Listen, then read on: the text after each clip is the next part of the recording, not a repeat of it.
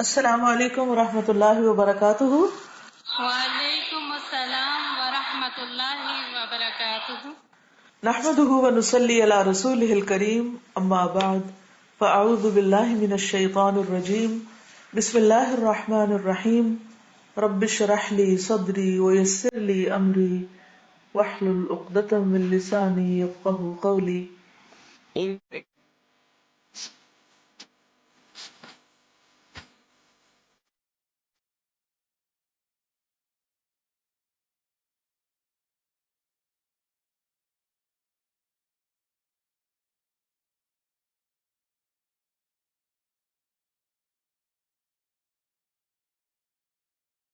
اول المسلمین، سب سے پہلا فرما بردار مسلمان. اللہ تعالی ہمیں ان لوگوں میں شامل کر دے جو بات سنے اور فوراً عمل کریں. تو آپ نے مجھے بریفنگ دینی تھی کہ جو ہوم ورک دیا گیا تھا اس کا کیا نتیجہ نکلا؟ الحمدللہ استاذہ، سب کلاسز کی طرف سے جو آیا اس میں ایسا تھا کہ 80% تقریباً منفی رویے لوگوں کی نظر آئے، اور اس میں 20% جو ہے وہ مثبت رویہ تھا. اور اس میں بھی ایک کامن باتیں تھیں، جیسے خواتین کا جو پہلا فوری ری ایکشن تھا وہ یہ تھا کہ میرا اور میرے بچوں کا کیا ہوگا، اور ہمیں کس کے سہارے چھوڑ گئے. اور کچھ جملے تو ایسے تھے جو شرکیہ بھی تھے. خود یہ جملہ جو ہے یہ بھی کوئی صحیح جملہ نہیں کہ مجھے کس کے سہارے چھوڑ گئے. یعنی اللہ سبحانہ وتعالیٰ کا سہارا ہمیشہ کے لیے ہے اور ہمیشہ باقی رہے گا، اور وہی اصل سہارا ہے. لیکن وہ سہارا کس کے لیے ہوتا ہے؟ من یکفر بالطاغوت ویؤمن باللہ فقد استمسک بالعروۃ الوثقی لا انفصام لہا. جب انسان باقی سب کا انکار کرتا ہے اور اللہ پر ایمان رکھتا ہے تو اس کو وہ سہارا ملتا ہے جو پھر کبھی نہیں ٹوٹتا. اور کافی تو غلط قسم کے جملے بھی بولے گئے، جس میں مثلاً اللہ کو میرا ہی گھر ملا تھا ڈاکہ ڈالنے کے لیے، یا مجھ پہ ہی ایسی آفت کیوں آئی، اس طرح کے، اور مجھے مشکلات میں ڈال کے خود قبر میں چلے گئے، اب ہمارا کیا بنے گا پیچھے سے. اور خوف اور غم کی کیفیت ایسی تھی کہ نہ بچوں کا ہوش رہا نہ خود کا، کہ وہ 2 سال تک کمرے کے اندر بند رہیں اور کسی بھی چیز کا انہیں ہوش نہیں تھا. پسند ناپسند ہر چیز جو ہے وہ ختم ہو چکی تھی. اور یہ ذہن میں تھا کہ میں تنہا رہ گئی ہوں، رونا دھونا، مستقبل کی بہت شدید پریشانی تھی، اور یہ سوچتی تھی خواتین کے بچوں کا بنے گا کیا نا. اور ہمارے سر کی چادر چھن گئی، بچوں کا سایہ چھن گیا، مجھے دھوپ میں چھوڑ گئے، اس طرح کی بہت زیادہ باتیں تھی. ٹھیک ہے، اسٹوڈینٹس میں سے کوئی بولنا چاہے گا؟ جی. السلام علیکم. وعلیکم السلام. ابھی کچھ عرصے پہلے، آلموسٹ 3-4 مہینے پہلے میرے نانا کا انتقال ہوا. It was very sudden death. ایک دم سے نماز پڑھتے ہوئے ان کے سجدے میں انتقال ہو گیا، اور ان کی ڈیتھ کو ہمارے لیے ایکسیپٹ کرنا بہت مشکل کام تھا. اور میں سوچ رہی تھی آن دا وے ٹو لاہور، میں سوچ رہی تھی کہ میری نانی کی کیا حالت ہوگی. اینڈ وین آئی ریچ، اور جب میں ان سے ملی، ان کی صرف ایک ہی سینٹینس تھا کہ اللہ کی رضا میں راضی، اللہ کی رضا میں راضی. اور وہ سب سے زیادہ خود کو یقین دلا رہی تھی کہ نانا از نو مور.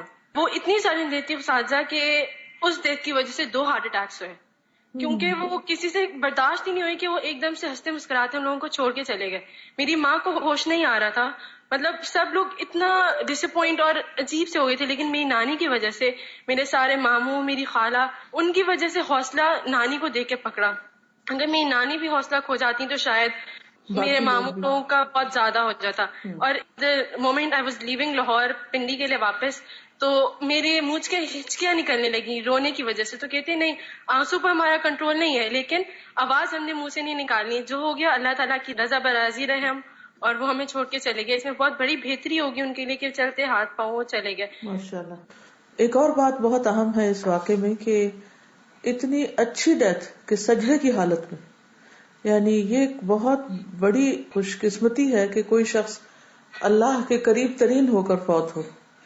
اور اس پر تو سب کو رشک کرنا چاہیے اور اللہ تعالیٰ کا شکر ادا کرنا چاہیے، کیونکہ مرنا تو ہر ایک نے ہے، لیکن حسن خاتمہ جو ہے یہ انسان کے لیے بہت خوش قسمتی کی بات ہے. بہرحال ہم آگے چلیں گے انشاءاللہ. لیکن اس میں بھی آپ دیکھیے کہ ایک اچھی خاتون، ایک نیک مومن خاتون کی وجہ سے باقی خاندان کے لیے بھی کتنا زبردست سبق تھا. لیکن افسوس یہ کہ اچھے اور نیک لوگ جو ہیں وہ بہت کم نظر آتے، اور لوگ ان کی نیکی سے سبق نہیں سیکھتے، باقی ماحول کا اثر زیادہ نظر آتا ہے. جی. السلام علیکم استاذہ. وعلیکم السلام. پچھلے تقریباً 5 to 6 months پہلے میرے خالو کی ڈیتھ ہوئی. میرے سسر بھی وہ لگتے تھے. تو جو میں نے ریئیکشن نوٹس کیا اپنی خالہ کا تو وہ تھوڑا نیگیٹو تھا، اور جو پورے ہمارے گھر کا تھا. ان کی ڈیتھ اس طریقے سے ہوئی تھی کہ وہ بالکل ٹھیک حالت میں ہاسپٹل گئے تو ایک دم سے کچھ ایسا ہارٹ اسٹروک ہوا کہ کچھ ایسا کہ وہ ایک دم سے ان کی ڈیتھ ہوگی، کہ اچانک ہی ہوا یہ سب کچھ.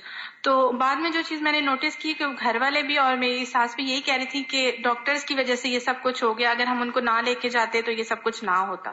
اور ڈیتھ کے بعد ان کے جو عدت کا عرصہ تھا اس میں بھی کافی اسی طریقے سے نیگیٹو جملے میں نے ان کے نوٹس کیے، اور بار بار یہی کہ وہ ہوتے تھے تو یہ یوں اس طرح سے ہو جاتا تھا، اب کچھ بھی نہیں مینج ہو رہا، پتہ نہیں سب کیسے ہوگا، مطلب اس طرح کی ریئیکشن. مجھے تو اوور آل جو نظر آتا ہے وہ یہ کہ عقیدے کی خرابی، جی ایمان کی کمی ہے. اگر ایمان مضبوط ہو تو باقی سارے کام تبھی آسان ہو سکتے ہیں. مثبت رویہ تھا نا جن کا، جی تو ان کا یہی نظر آ رہا تھا کہ الحمدللہ بعض لوگ تھے کہ جیسے ہی موت کی خبر ملی تو انہوں نے نماز پڑھی، انا للہ و انا الیہ راجعون پڑھا، تو ان کا کسی نہ کسی طریقے سے قرآن سے تعلق تھا. بالکل. تو قرآن ایک سورس آف انرجی ہے. اگر انسان اپنا رابطہ استوار رکھے تو انسان کے ایمان میں اضافہ ہوتا رہتا ہے اور اس کو رہنمائی اور روشنی ملتی رہتی ہے زندگی کے مشکل حالات میں. چلیے آگے چلتے ہیں ہم انشاءاللہ. بسم اللہ الرحمن الرحیم. جب کسی خاتون کا شوہر فوت ہو جاتا ہے تو اس کی عدت شروع ہوتی ہے. تو آج ہم بیوہ کی عدت کے بارے میں پڑھیں گے. عدت کیا ہے؟ عدت کا لغوی معنی شمار یا گنتی کرنا ہے، گننا، عدد سے ہے یہ لفظ. شرعی اصطلاح میں وہ عرصہ جس میں کسی مسلمان عورت کو خاوند کی وفات کے بعد اپنے نفس کو دوسرے نکاح سے روکے رکھنے کا حکم ہے. تو بنیادی طور پر کیا ہے یہ؟ خود کو نکاح سے روکے رکھنا ایک مخصوص عرصے میں. عدت کی مدت کتنی ہے؟ بیوہ عورت کی عدت 4 ماہ 10 دن ہے ہجری کیلنڈر کے مطابق. قرآن مجید میں اللہ تعالیٰ فرماتے ہیں والذین یتوفون منکم ویذرون ازواجا یتربصن بانفسہن 4 اشہر وعشرا. اور جو تم میں سے فوت ہو جائیں اور بیویاں چھوڑ جائیں تو وہ بیویاں 4 ماہ 10 دن تک انتظار کریں. 4 ماہ اور 10 دن. عدت کے لیے 4 ماہ 10 دن کا حساب اسلامی کیلنڈر کے مطابق ہوگا. مثلا 5 جمادی الثانی کو شوہر کی وفات ہوئی ہے تو 5 شوال تک 4 ماہ اور اوپر 10 دن یعنی 15 شوال تک بیوہ کی عدت پوری ہوگی. اب 16 شوال کو وہ عدت سے نکل آئی یعنی عدت ختم ہو گئی. 4 مہینوں میں چاند 29 دنوں کا یا 30 دنوں کا بھی ہو سکتا ہے، اس سے کوئی فرق نہیں پڑتا. یہ اللہ تعالیٰ کی طرف سے حکم ہے. بیوہ اگر حاملہ ہو تو عدت کا عرصہ وضع حمل تک ہے یعنی جب تک بچہ پیدا ہو جائے، خواہ وہ اس 4 ماہ 10 دن سے پہلے فارغ ہو یا اس سے کئی ماہ بعد، مثلا 9 ماہ بعد، تو اس کی عدت جو ہے وہ 9 مہینے ہو جائے گی. قرآن مجید سورۃ الطلاق میں اللہ تعالیٰ فرماتے ہیں وَأُولَاتُ الْأَحْمَالِ أَجَلُهُنَّ أَن يَضَعْنَ حَمْلَهُنَّ. اور وہ عورتیں جو حاملہ ہوں ان کی عدت یہ ہے کہ بچہ پیدا کر لیں. أن يَضَعْنَ حَمْلَهُنَّ، اپنا حمل رکھ دیں. سبیہ بنت حارث رضی اللہ عنہا کہتی ہیں کہ وہ سعد بن خولہ رضی اللہ عنہما کی وفات کے کچھ ہی دن کے بعد، یہ اصل میں سعد بن خولہ کے نکاح میں تھی سبیحہ نہیں ہے، عین کے ساتھ ہے یہ. تو حجۃ الوداع میں ان کی ڈیتھ ہو گئی تھی سعد کی، اور اس وقت تو حمل سے تھی. تو کہتی ہے کہ چند دن بعد ہی ان کے ہاں بچہ پیدا ہو گیا. نفاس کے دن جب وہ گزار چکی تو نکاح کا پیغام بھیجنے والوں کے لیے انہوں نے اچھے کپڑے پہنے.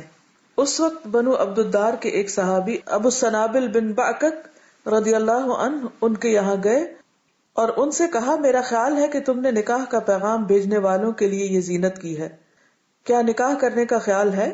لیکن اللہ کی قسم جب تک 4 مہینے اور 10 دن نہ گزر جائیں تم نکاح کے قابل نہیں ہو سکتی. سبیہ کہتی ہے کہ جب ابو السنابل نے مجھ سے یہ بات کہی، یعنی کہ تم بچہ پیدا بھی ہو گیا اور پھر بھی 4 مہینے 10 دن عدت کرو گی، تو میں نے شام ہوتے ہی کپڑے پہنے اور رسول اللہ صلی اللہ علیہ وسلم کی خدمت میں حاضر ہو کر اس کے بارے میں نے آپ سے مسئلہ معلوم کیا. آپ نے مجھ سے فرمایا کہ میں بچہ پیدا ہونے کے بعد عدت سے نکل چکی ہوں اور اگر میں چاہوں تو نکاح کر سکتی ہوں. تو اس سے واضح ہو گیا کہ ویسے عدت 4 مہینے چاہے کوئی بوڑھی عورت ہو یا جوان ہو، لیکن اگر حاملہ ہو تو وضع حمل کے بعد وہ عدت سے باہر آئے گی. سوگ کیا ہے؟ رسول اللہ صلی اللہ علیہ وسلم نے فرمایا جو عورت اللہ اور آخرت پر ایمان لا چکی ہے اس کے لیے 3 دن سے زیادہ سوگ کرنا حلال نہیں، البتہ اپنے خاوند کی وفات پر 4 ماہ 10 دن سوگ کرے گی، یعنی اس عدت میں 4 ماہ 10 دن سوگ ہی کی حالت ہوگی اس کی، یعنی اس میں اچھے کپڑے نہیں پہنے گی یا زیب و زینت سے پرہیز کرے گی، جس کی آگے تفصیل آ رہی ہے۔ زینت سے پرہیز۔ عدت گزارنے والی بیوہ دوران عدت کسی قسم کا بناؤ سنگھار اور زیب و زینت نہیں کرے گی، نیز وہ خوبصورت اور شوخ رنگوں کا لباس نہیں پہنے گی، مہندی، سرما سے لے کر ہر قسم کا میک اپ اس کے لیے ممنوع ہوگا، اسی طرح نہ وہ خوشبو لگائے گی اور نہ زیورات سے سجے گی۔ تو اس سے واضح ہو جاتا ہے کہ بیوہ عورت کے لیے عدت ہے جس میں زیور، کپڑا اور خوشبو وغیرہ اور خوبصورت اور زینت کی چیزیں اس کے لیے منع ہے۔ اب بعض لوگ کہتے ہیں کیا بوڑھی عورت کے لیے بھی عدت ہے؟ عدت سب کے لیے ہے، بعض بوڑھی خواتین سونے کی چوڑیاں وغیرہ پہنے ہوتی ہیں یا اور اسی طرح کے زیب و زینت اختیار کیے ہوتے ہیں، تو ان کو بھی اس سے پرہیز کرنا چاہیے۔ تو اس سے یہ پتہ چلتا ہے کہ دوران عدت عورت کو زینت اختیار کرنے کی قطعاً اجازت نہیں۔ ام عطیہ کہتی ہے کہ ہمیں کسی میت پر 3 دن سے زیادہ سوگ کرنے سے منع کیا جاتا تھا، لیکن شوہر کی موت پر 4 مہینے 10 دن کے سوگ کا حکم تھا۔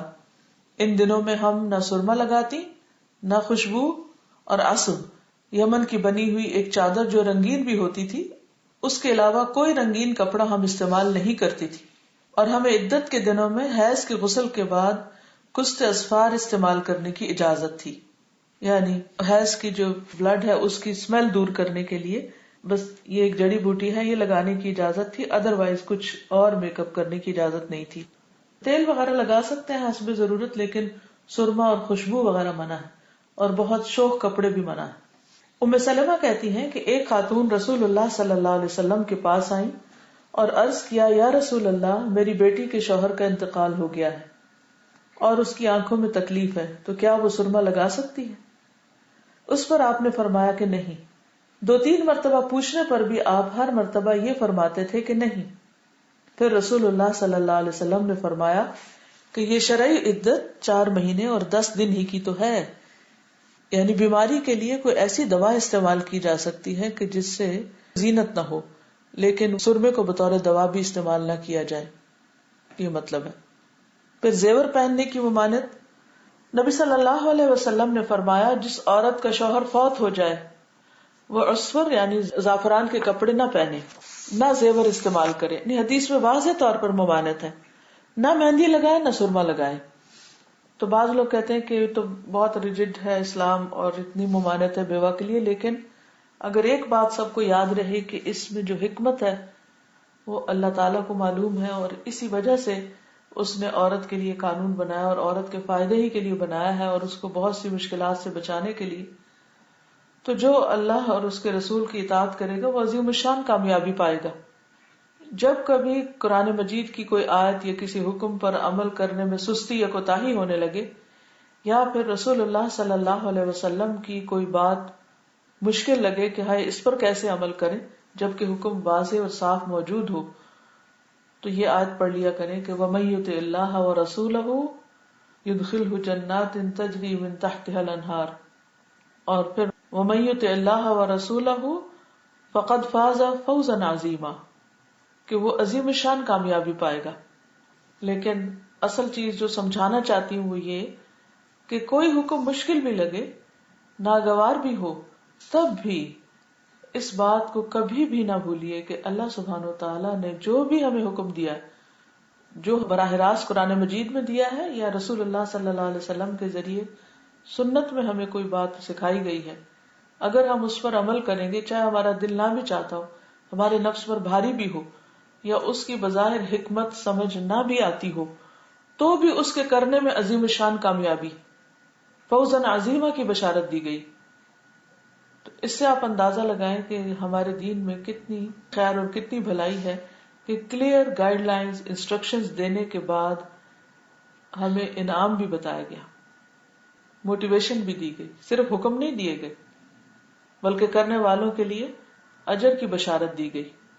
تو آپ میں سے کوئی اس پر بات کرنا چاہے گا کہ اس آیت کو پڑھتے ہی اپنی کون سی ایسی بات یاد آئی جو ابھی تک آپ سنت کے خلاف کر رہی ہیں، وہ شروع میں جو چیک لسٹ آپ کو دی گئی تھی اس میں سے کون سی چیز ہے کہ جس کا حکم واضح پتہ ہے آپ کو اور پھر بھی آپ نہیں کر پا رہے، تو آپ انشاءاللہ وہ اس آیت کو سننے کے بعد یا اس حکم کا پتہ چلنے کے بعد ضرور کریں گی.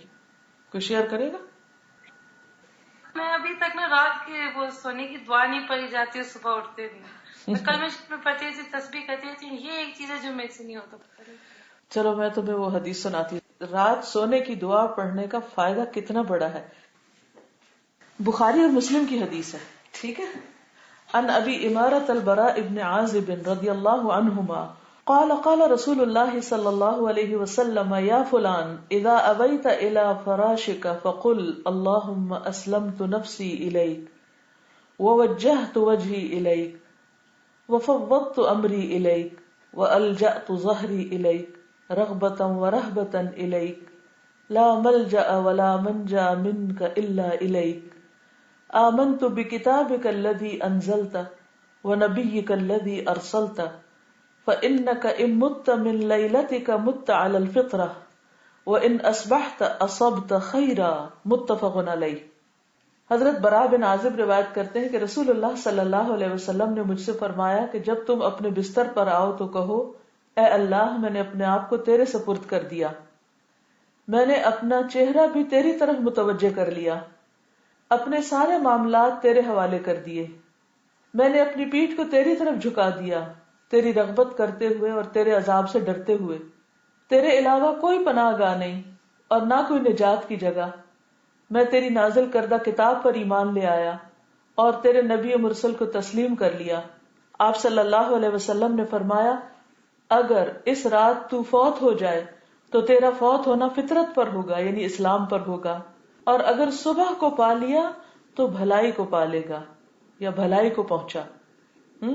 وَإِنْ أَصْبَحْتَ أَصَبْتَ خَيْرًا، اگر تو نے صبح کی تو تمہیں خیر ملے گی.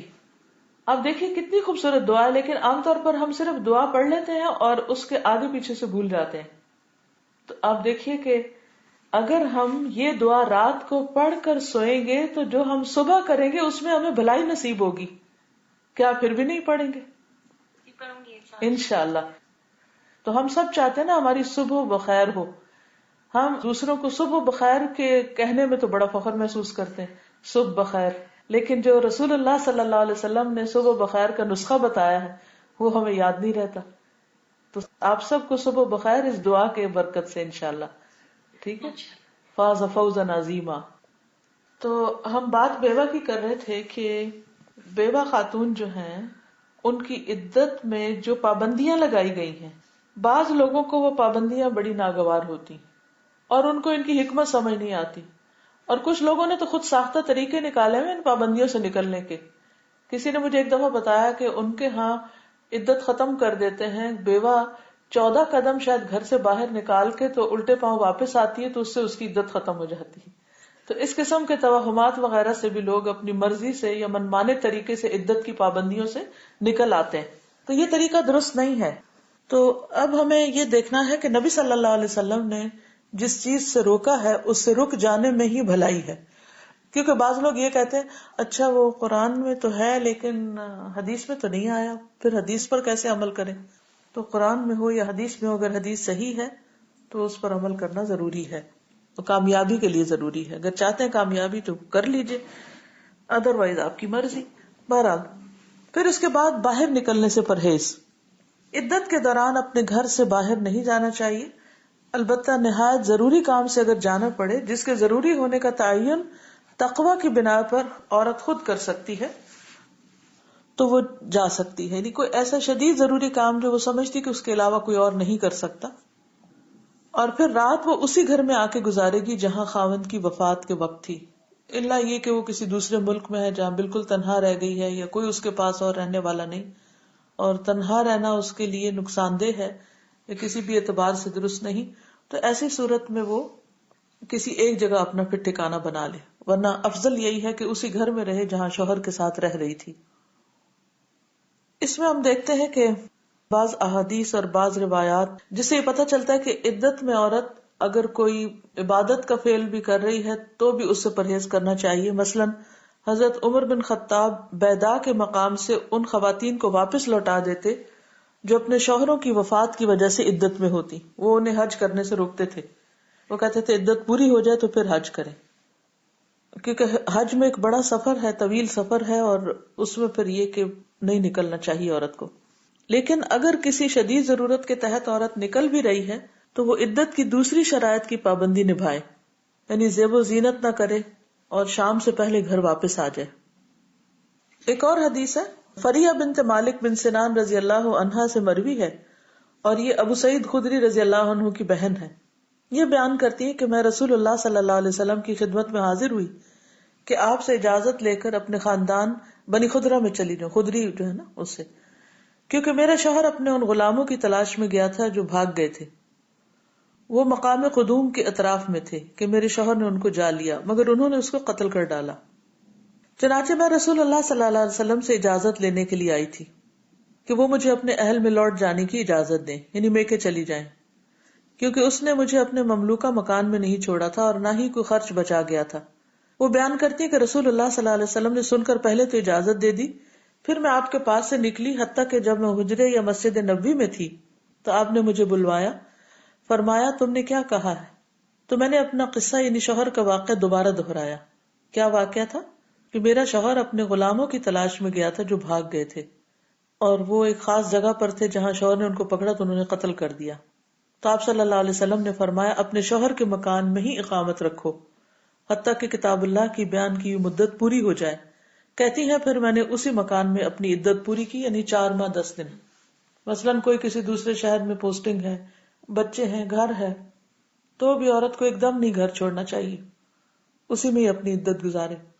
اور اس میں مناسب صورت یہی ہے کہ خاندان کے دوسرے افراد اس کے پاس آ کر رہا کریں باری باری، کیونکہ عورت کے لیے شوہر کا جانا ایک بہت بڑا جذباتی صدمہ ہوتا ہے، ایک بہت بڑا مشکل وقت ہوتا ہے. اور اس میں اگر اس کا گھر بھی چھوٹ جائے اور بچوں کی روٹین بھی ڈسٹرب ہو جائے تو بیسیکلی اللہ سبحانہ وتعالیٰ نے عورت کی سہولت کے لیے، اس کو ایک پروٹیکشن دینے کے لیے یہ سسٹم رکھا ہے. ایک اور روایت سے ہمیں پتہ چلتا ہے کہ اگر بہت شدید ضرورت ہو تو عورت ضرورتاً پھر گھر سے نکل سکتی ہے، لیکن اگر ایسی کوئی ضرورت نہ ہو تو پھر قطعاً نہیں نکلنا چاہیے. جابر بن عبداللہ سے روایت ہے کہ میری خالہ کو طلاق دی گئی. انہوں نے اپنی کھجوروں کو کاٹنا چاہا تو اسے ایک آدمی نے ان کو نکلنے سے ڈانٹا. وہ نبی صلی اللہ علیہ وسلم کی خدمت میں حاضر ہوئی تو آپ نے فرمایا کیوں نہیں، تم اپنی کھجور کاٹو، کیونکہ ہو سکتا ہے تم صدقہ یا کوئی اور نیکی کا کام کرو. تو اس سے یہ پتہ چلتا ہے کہ اگر کوئی عورت ایسا کام کرتی ہے کہ جس میں خلل آ سکتا ہے اور وہ دوسرے کے فائدے کا بھی ہے، تو طلاق کی جو عدت ہے اس میں وہ ایسی شدید ضرورت کے تحت نکل سکتی. کیونکہ بعض اوقات یہ بھی ہوتا ہے کہ بچوں کا خرچہ پورا کرنے کے لیے کام کرنا پڑتا ہے، کوئی اور رشتہ دار عزیز نہیں ہوتا جو نان نفقہ دے سکے. اسی طرح بعض اور مسائل بھی ہو سکتے ہیں، مثلا بینک جانا پڑتا ہے یا کورٹ میں جانا پڑتا ہے یا ہاسپٹل میں جانا پڑتا ہے جس میں جائے بغیر چارہ نہیں. تو کوشش یہی کرنی چاہیے کہ جا کر رات تک واپس آ جائے. بعض اوقات بچوں کے لیے روز کا کھانا لانا کرنا، بریڈ اینڈ بٹر کا بندوبست کرنا، یہ پھر عورت کی مجبوریوں میں سے ہوتا ہے. اور خصوصاً ایسے ممالک میں جہاں کوئی رشتہ دار نہیں، عزیز نہیں، کوئی مسلمان نیبرز نہیں، کوئی بھی تعاون کرنے والا نہیں، بالکل انڈیپینڈنٹلی رہ رہے ہیں، تو ایسی صورت میں پھر وہ بوقت ضرورت اپنے حجاب میں خاموشی سے جائے اور کام کر کے واپس آ جائے. اب ہم دیکھیں گے کہ زمانے جاہلیت میں بیوہ کی عدت کے دوران کیا حالت ہوتی تھی. ام سلمہ کہتی ہے کہ ایک خاتون رسول اللہ صلی اللہ علیہ وسلم کے پاس آئیں اور عرض کیا، یا رسول اللہ، میری لڑکی کے شوہر کا انتقال ہو گیا ہے اور اس کی آنکھوں میں تکلیف ہے، تو کیا وہ سرما لگا سکتی ہے؟ آپ نے اس پر فرمایا کہ نہیں. 2-3 مرتبہ پوچھنے پر بھی آپ نے ہر مرتبہ یہی فرمایا کہ نہیں. پھر رسول اللہ صلی اللہ علیہ وسلم نے فرمایا کہ یہ شرعی عدت 4 مہینے اور 10 دن کی ہے. جاہلیت میں تو تمہیں سال بھر تک مینگنی پھینکنی پڑتی تھی، پھر عدت سے باہر ہوتی تھی. یعنی جاہلیت کی عدت سال تھی. راوی کہتے ہیں کہ میں نے زینب بنت ام سلمہ رضی اللہ عنہا سے پوچھا کہ اس کا کیا مطلب ہے کہ سال بھر تک مینگنی پھینکنی پڑتی. انہوں نے فرمایا کہ زمانے جاہلیت میں جب کسی عورت کا شوہر مر جاتا تو وہ ایک نہایت تنگ و تاریک کوٹھڑی میں داخل ہو جاتی. یہ میں نے دیکھا تھا، ہمارے جو ناردرن علاقے ہیں وہاں پر کافرستان ایک جگہ ہے، اس کا ایک اور نام بھی ہے، کیلاش، بالکل وادی کیلاش. تو میرا وہاں پر جانا ہوا تھا ایک بار، اور وہاں میں نے دیکھا کہ جن خواتین کو پیریڈز ہوتے ہیں یا ان کے بچے پیدا ہوتے ہیں وہ گھر میں نہیں رہ سکتی، تو انہوں نے عورتوں کے لیے ایک الگ ہی جگہ بنائی ہوئی تھی کہ جس میں صرف عورتیں اور بچے تھے. یعنی آپ یوں سمجھے کہ جیسے آپ الہدا کے یہ ہال میں بیٹھے ہیں اور دن رات یہاں رہنا بیٹھنا پڑے تو پھر حال کیا ہو. تو ان کا بھی کچھ حال ایسا ہی تھا.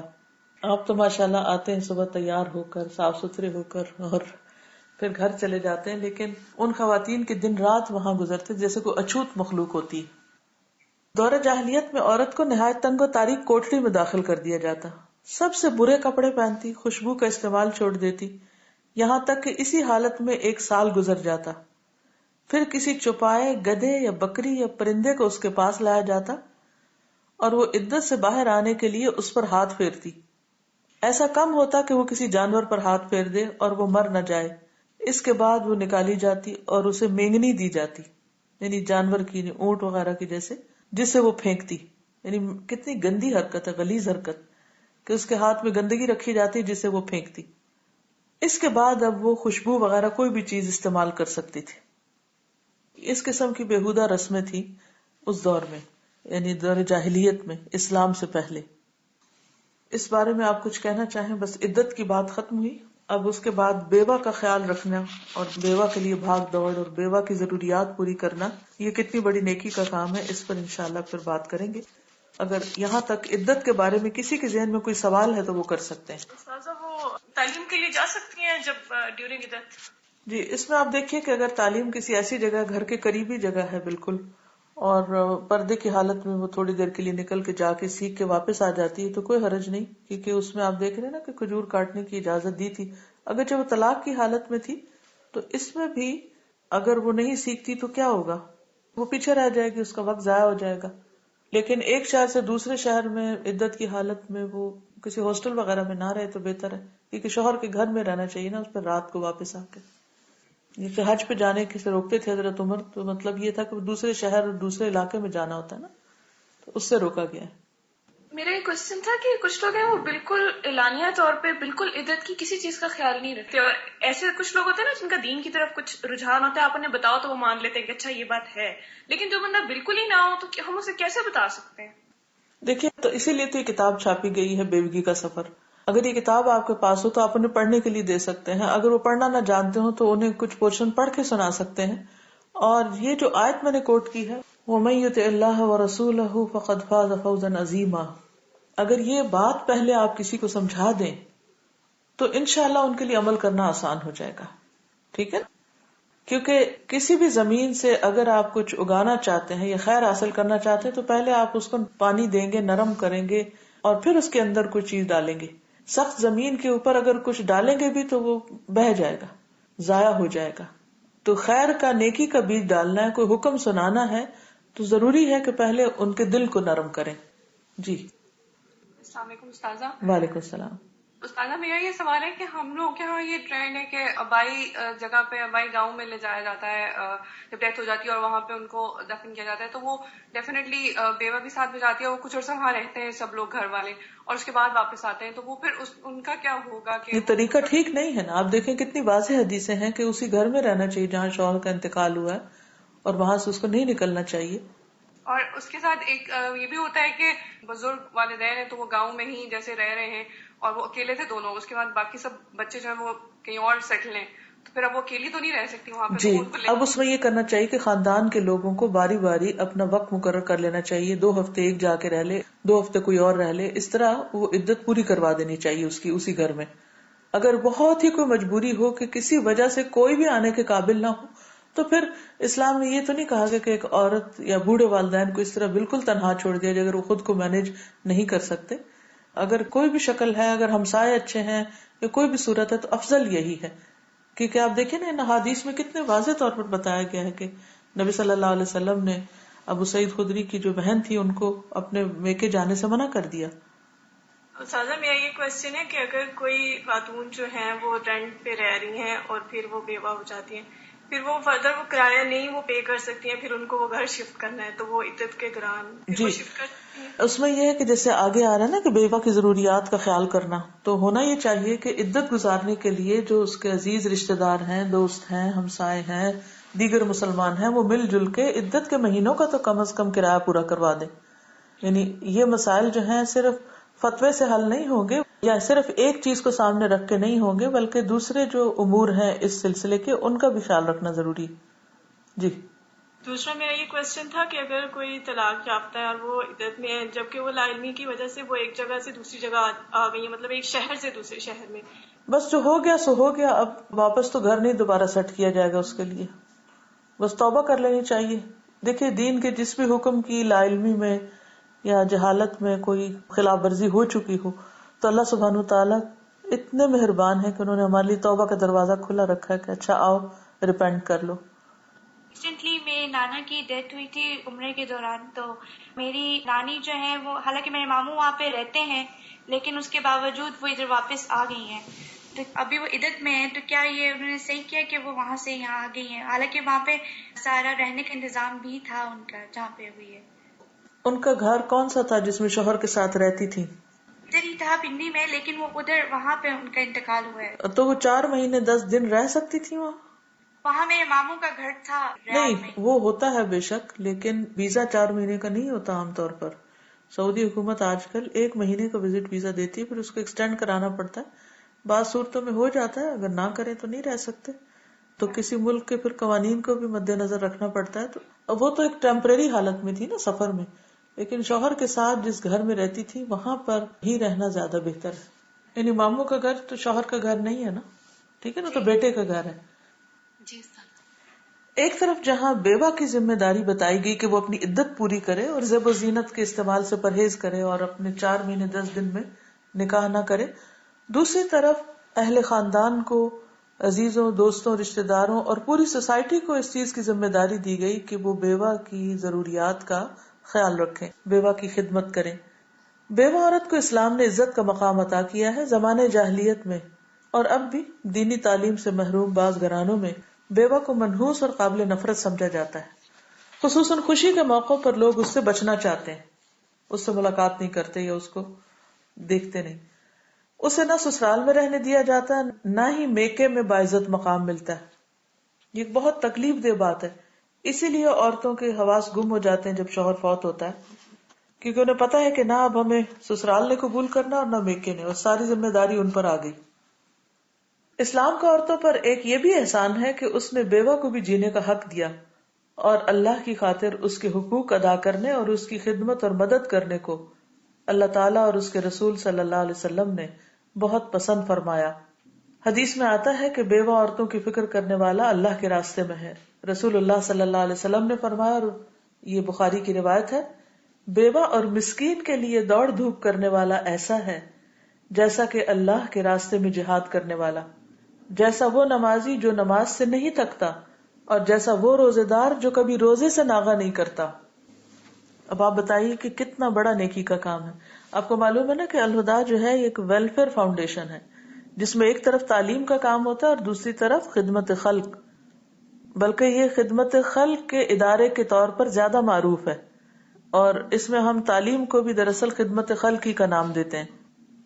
تو اس میں ابھی ریسنٹلی انشاءاللہ تعالی الہدا مال کے نام سے ایک جگہ پراپر سسٹم بنایا جا رہا ہے، جس میں جن لوگوں کے پاس گھر کا فالتو سامان ہے وہ لے آئیں، اور جو لوگ خرید نہیں سکتے مہنگے داموں، وہ اس سامان کو اپنی ضرورت کے مطابق خرید لیں. تو انشاءاللہ تعالی پہلے بھی نیچے کچھ شاپ کا انتظام تھا، لیکن اس کو تھوڑا سا مزید امپروو کر لیا گیا. تو اگر عظما یہاں موجود ہے تو وہ آ کر بھی بتا دیں، کیونکہ بعض اوقات ہم یہ سمجھتے ہیں کہ روزہ رکھ لینا یا نماز یا نوافل کی زیادہ پابندی جو ہے وہ تو دین کا حصہ ہے، لیکن خدمت خلق کا کوئی کام جو ہے وہ شاید نیکی کا کام نہیں، یا لوگ عام طور پر تعاون بھی نہیں کرتے. یعنی اگر کسی کی ڈیوٹی وہاں لگا دی جائے تو لوگ سمجھتے ہیں کہ اوہ مجھے تو انچارج ہی بننا تھا یا گروپ انچارج بننا تھا، اور شاید گروپ انچارج بن کے میں زیادہ خدمت دین کر سکتی ہوں، اور اگر مجھے کسی ایسی جگہ پر کھڑے ہو کر سامان کی سارٹنگ کرنی ہے یا سیلز کا کام کرنا ہے تو یہ شاید نیکی کا کام نہیں. تو اس معاملے میں ہم سب کو بہت محتاط ہونا چاہیے کہ نیکی صرف یہ نہیں، لیس البر ان تولوا وجوہکم قبل المشرق والمغرب، صرف مشرق یا مغرب کی طرف یا ایک ہی طرف رخ کر کے بیٹھ جانا نیکی نہیں ہوتا. وہ بھی ضروری ہے، لیکن اس کے ساتھ ساتھ انسان کو عملی زندگی گزارنی چاہیے قرآن کتاب ہدایت ہے، صرف پڑھنے پڑھانے کی کتاب نہیں ہے.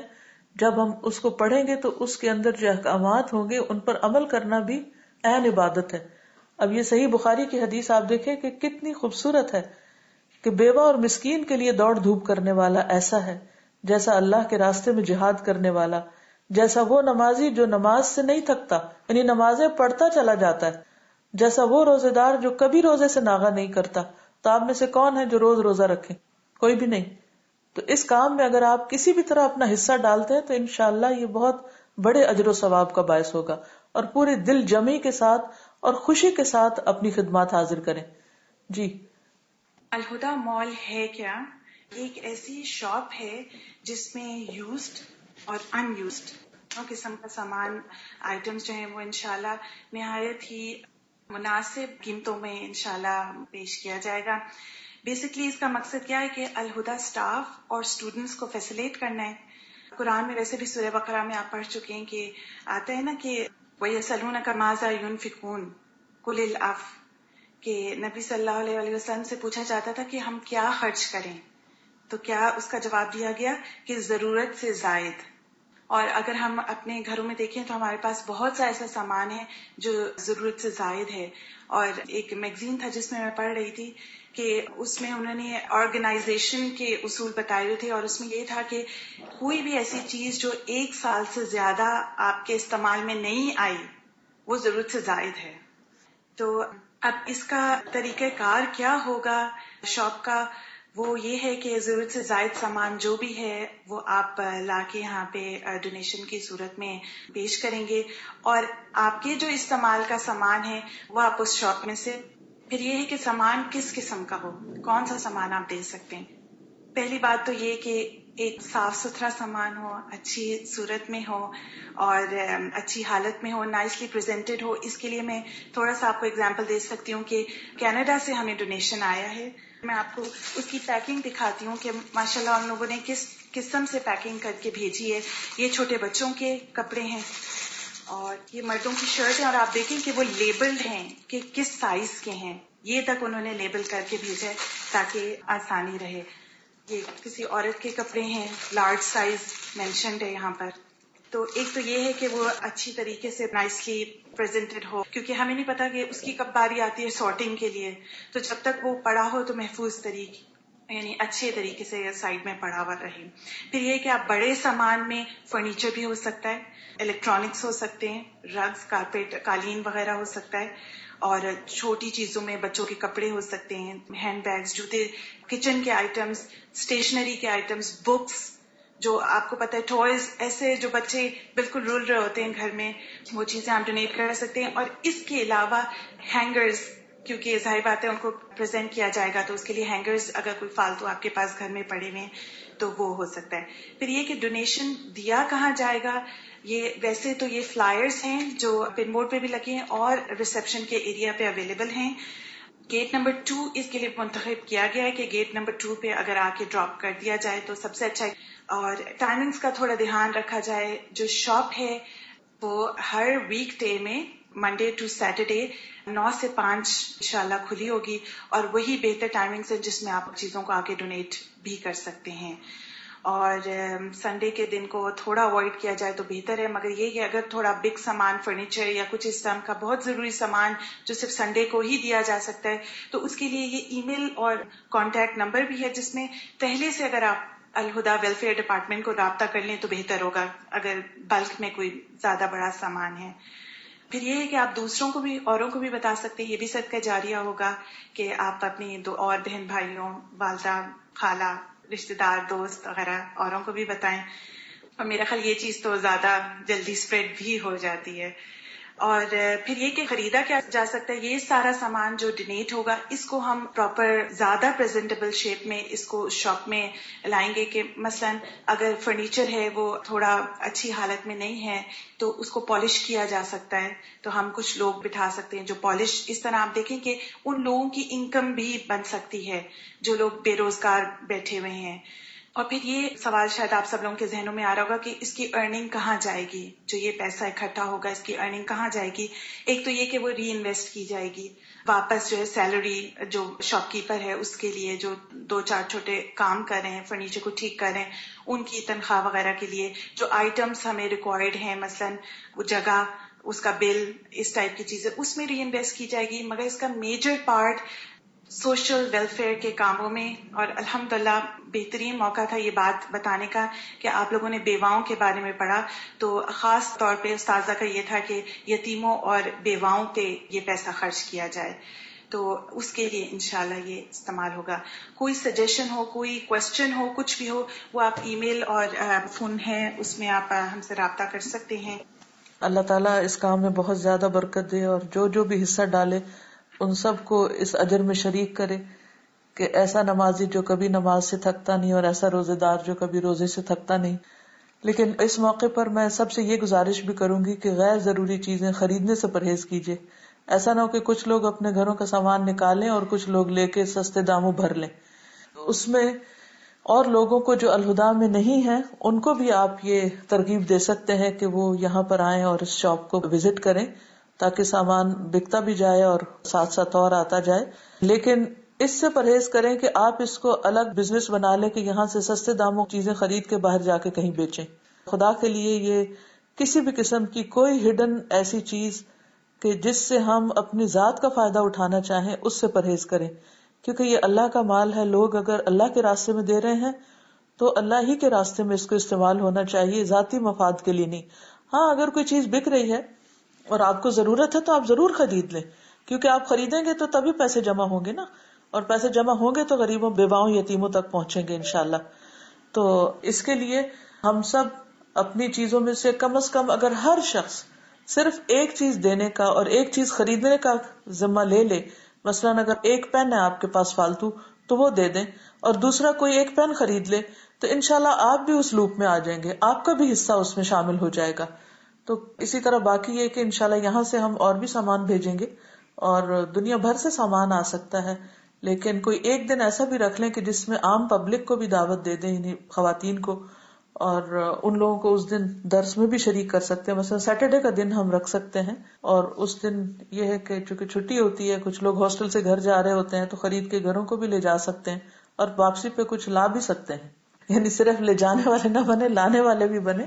اور اس کے علاوہ جو دیگر خواتین آئے وہ بھی شریک ہوں، اور وہ پھر ہم لیکچر بھی ہر سیٹرڈے کو انشاءاللہ رکھا کریں گے، تو وہ لیکچر بھی اٹینڈ کریں.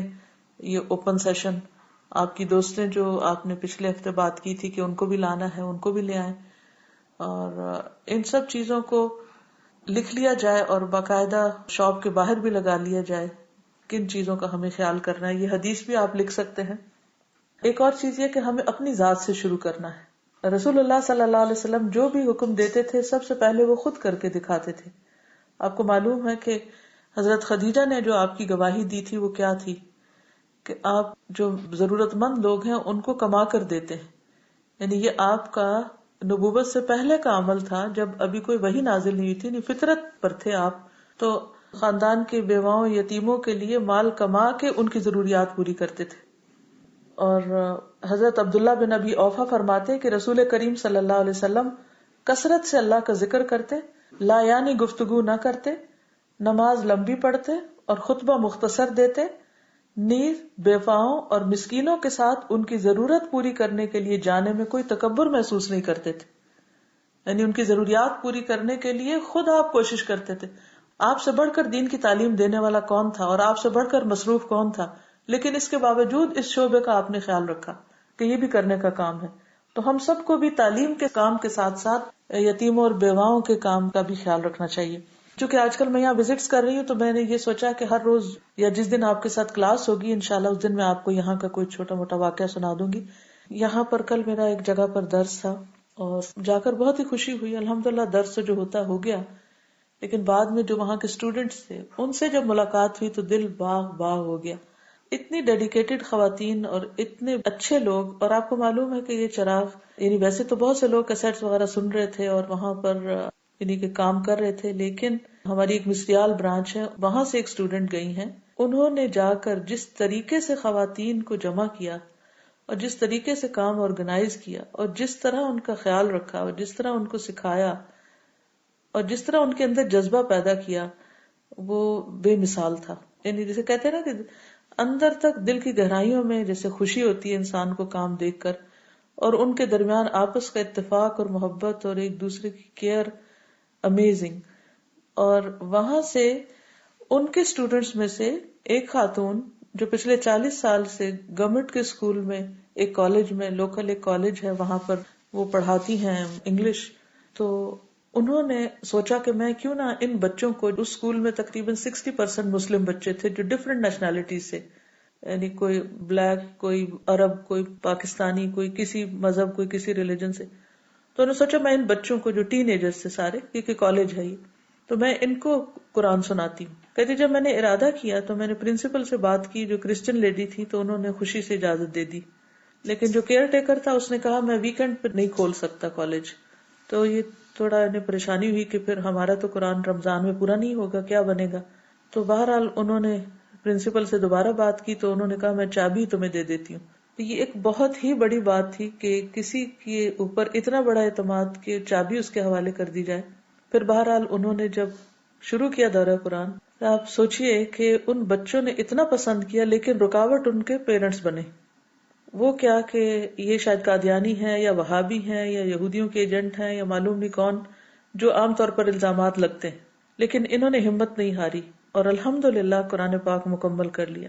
اور جس طرح ان بچوں کے اندر چینج آئی، آپ یقین کریں کہ ہم گھریلو خواتین کو دورہ قرآن کراتے رہتے ہیں، مختلف جگہوں پہ کراتے ہیں، لیکن اتنی دور بیٹھ کر، یہ لندن سے تھوڑا سا باہر کا علاقہ ہے، اتنی دور بیٹھ کر ہماری ایک اسٹوڈنٹ اس طرح لوگوں کو موٹیویٹ کرے کہ وہاں سے ایک اسکول ٹیچر ایک نان مسلم اسکول کے اندر قرآن کی تعلیم کو عام کرے، یہ واقعی ایک ایمان افروز بات تھی میرے اپنے لیے بھی. لیکن یہ وہی کرتا ہے جس کو اللہ توفیق دیتا ہے. باقی سب ہمارے بہانے ہیں کیونکہ ہم قدم ہی نہیں اٹھاتے، ہم کسی سے جا کے بات ہی نہیں کرتے کہ ہم یہ کام کرنا چاہتے ہیں. ہم اپنے آپ کو دیکھیں کہ ہم کیا کما رہے ہیں اور دنیا سے کیا لے کے جانا ہے. تو جب تک ہم سخت محنت نہیں کریں گے، آگے نہیں بڑھیں گے اور رسک نہیں لیں گے، اس وقت تک کس طرح لوگوں تک دین پہنچے گا. تو انشاءاللہ میں کوشش کروں گی. تب کے لیے اجازت. سبحانک اللہم و بحمدک، اشہد ان لا الہ الا انت، استغفرک و اتوب الیک. السلام علیکم و رحمۃ اللہ وبرکاتہ.